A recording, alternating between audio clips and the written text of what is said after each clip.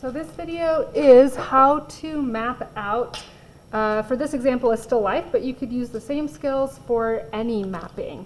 So remember that mapping is things like anchor points and angles and proportions and using negative space to define your drawing. So I'm going to start drawing this still life by roughing in a basic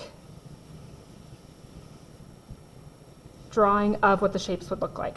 So I know that my circle starts here and my cone is something kind of like this. Then my rectangle or my cube goes something a little bit like this.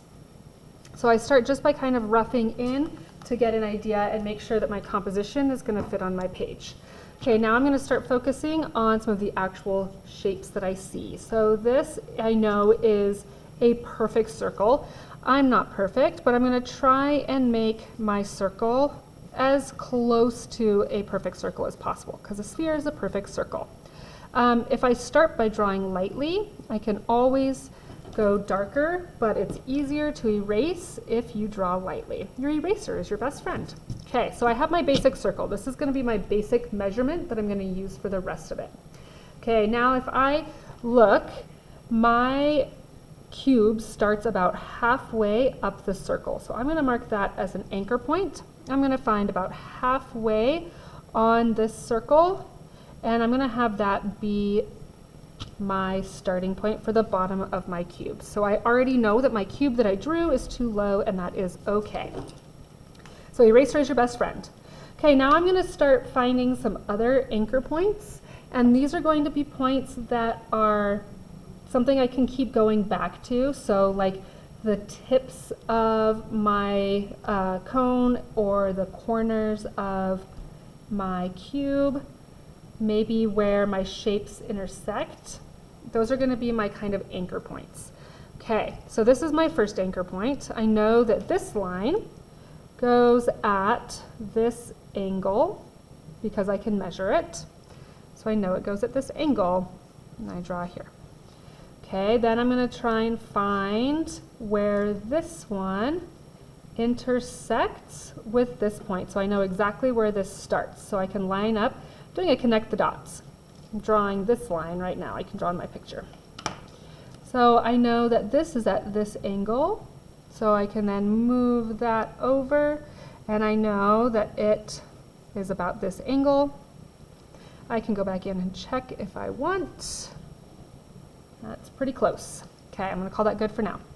Then if I look at this, my anchor point for my cone is actually really close to this anchor point. So I'm going to guess that it's about right here. Now I know that from this point up at this angle is the direction of my cube. So this goes at more of a straight angle. Okay. I can now measure from here, so I got this line. I can now measure the angle from here to here to be able to figure out exactly where this point is. So I go from here to here, and I got that pretty darn close. It's about here.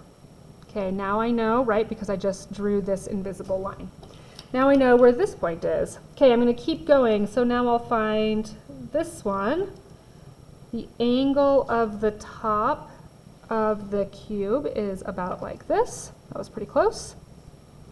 And I can use this point to connect up to here to see what angle that's going to be. I'm going to try this way instead. The box is in my way. And it comes to about here. So I already know that this is too far over, and that's okay. Okay, now this one comes down at this angle, about like that.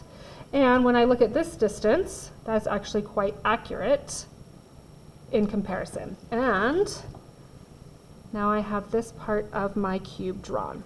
Okay, I can keep going in this way. I'm also going to try and measure and see the proportions. So if I know that my circle, my sphere, is this tall in my picture, I know that my cube, it's slightly, it's about 3/4 the length of the height of this. So I now know if I go over here, if my sphere is this big, then my cube should be roughly 3/4 the height, and it is. So I know that that's good. Okay, I can keep going this way.